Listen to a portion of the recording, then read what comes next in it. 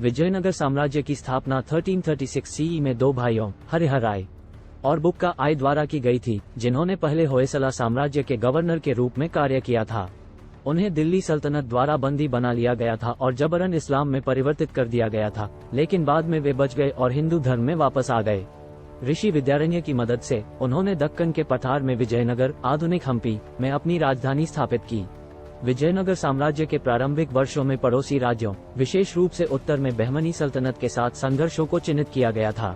सल्तनत एक शिया मुस्लिम राज्य था जिसे दिल्ली सल्तनत के विद्रोही राज्यपालों द्वारा स्थापित किया गया था और इसने अपने हिंदू पड़ोसियों की कीमत पर अपने क्षेत्र का विस्तार करने की मांग की थी।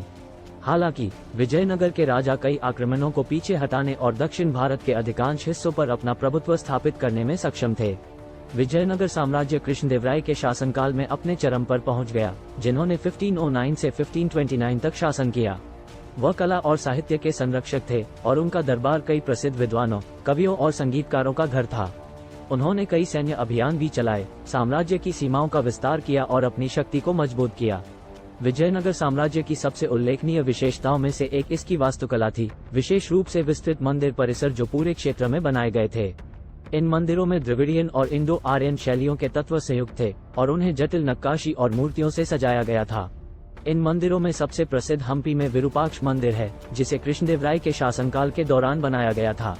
विजयनगर साम्राज्य में एक सुव्यवस्थित प्रशासनिक प्रणाली भी थी, जिसमें अधिकारियों का एक पदानुक्रम था जो कर एकत्र करने, कानून और व्यवस्था बनाए रखने और सार्वजनिक निर्माण परियोजनाओं के प्रबंधन के लिए जिम्मेदार थे। साम्राज्य को प्रांतों में बांटा गया था, जिनमें से प्रत्येक को एक राज्यपाल द्वारा शासित किया गया था जो राजा को रिपोर्ट करता था। विजयनगर के राजा कला, विशेषकर साहित्य और संगीत के संरक्षण के लिए भी जाने जाते थे। कृष्णदेवराय का दरबार कई प्रसिद्ध कवियों और संगीतकारों का घर था और उनके शासनकाल को दक्षिण भारतीय संस्कृति का स्वर्ण युग माना जाता है। अपनी कई उपलब्धियों के बावजूद शताब्दी में विजयनगर साम्राज्य का पतन शुरू हो गया। यह आंशिक रूप से बाहरी दबावों के कारण था, क्योंकि यूरोपीय औपनिवेशिक शक्तियों ने खुद को इस क्षेत्र में स्थापित करना शुरू कर दिया था और उत्तर में मुस्लिम सल्तनतें एक खतरा बनी रहीं।